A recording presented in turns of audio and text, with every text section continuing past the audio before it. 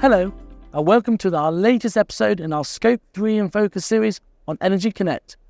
I'm delighted to have with me a frontier technology company in the utility sector, Floating Power Plant, FPP, and our Scope 3 in Focus series partner, Digital Energy.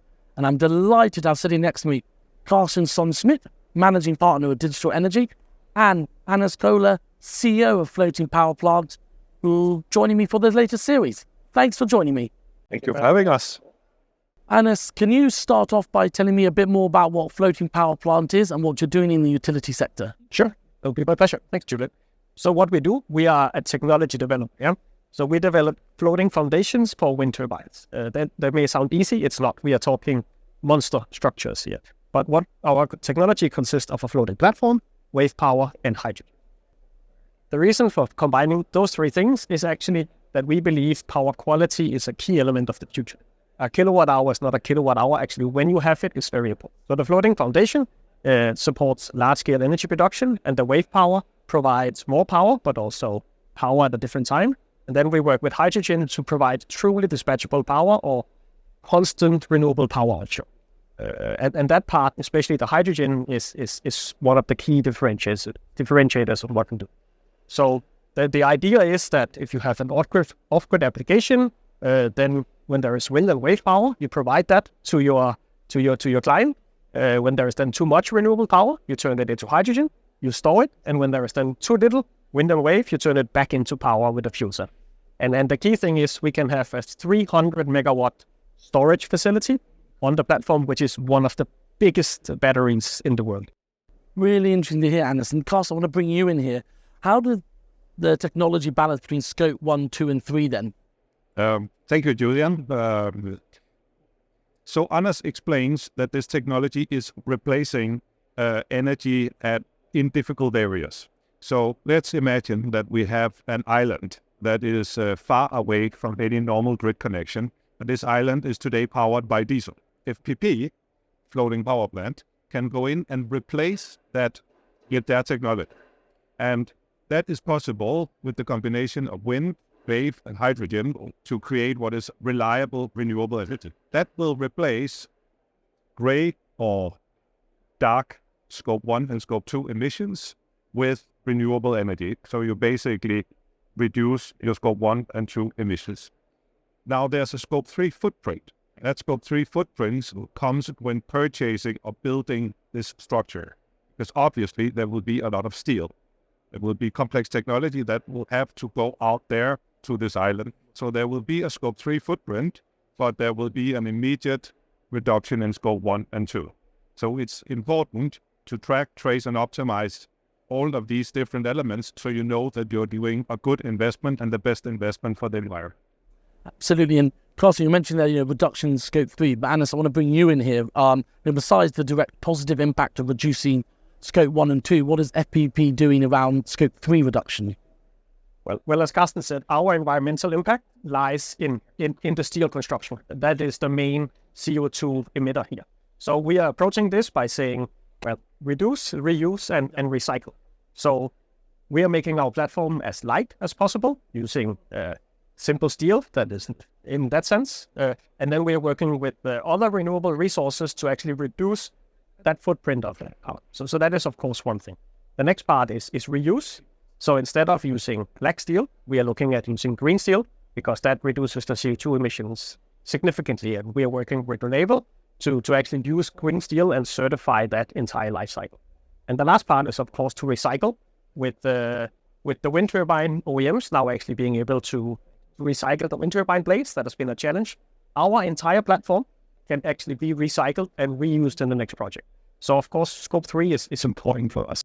Really interesting here. And I just want to go into a bit more depth on what are the drivers that you decide on working out which different renewable energy technologies you're going to focus on? Well, renewable energy is a huge market. Yeah. So there's no one technology for this. So if you are on land, you would have onshore solar or onshore wind. It's the cheapest technologies that are there. But if you just look at Europe or the rest of the world, that's not possible. Offshore is where the largest part of energy needs to be deployed. And there is two types here. So large grid-connected projects that has to be as cheap as possible.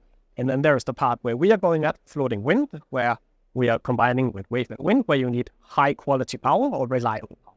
Fascinating. And Carsten, I want to bring you in here. How do you see these selections having an overall impact on emission reductions? A very good question. So what we've seen over the last couple of years is, I would almost call it a battle of the titans on getting these gigawatt projects out there. And that's a game of scale. It's a game of cost in terms of bringing all of these renewable projects to market. Now there's another interesting element, which is a little bit more complex, but might have more impact for the buck, which is these hard-to-abate areas. Hard-to-abate areas is back to the example of an island long away from grid connection, relying on one energy source, for example, a diesel generator. How can you replace that diesel engine with something renewable?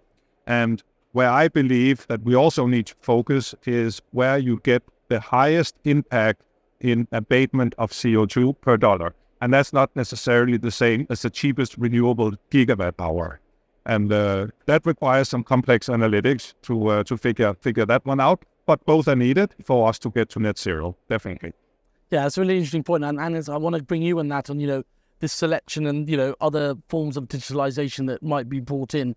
What are you hearing from your clients as well? What they're looking after and how they're trying to reduce their scope 3? This is actually something that has changed significantly in the last 2 to 3 years. And there are different client groups. So we have oil and gas operators that produce oil and gas offshore, and they use an insane amount of gas to actually do that.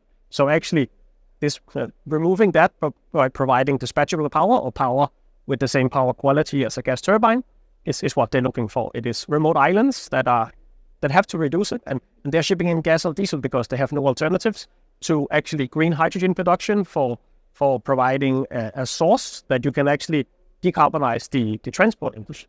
So in the last 2 or 3 years, energy quality has just moved up in the hierarchy significantly. Yeah.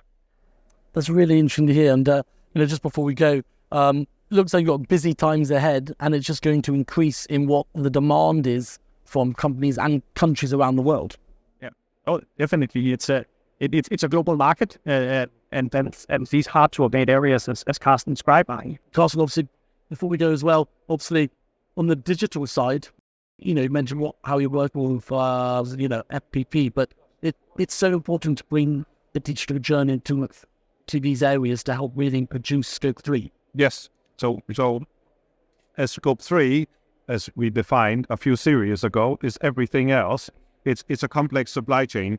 And to be able to convince your stakeholders, investors, regulators that you have it under control, it's a complicated task to track and trace and certify and then optimize. And that's what you can do with the digital solutions. And of course, with advanced analytics, you can also help making some of the more complex decisions that are required to make the best investments for decarbonizing or for reducing CO2.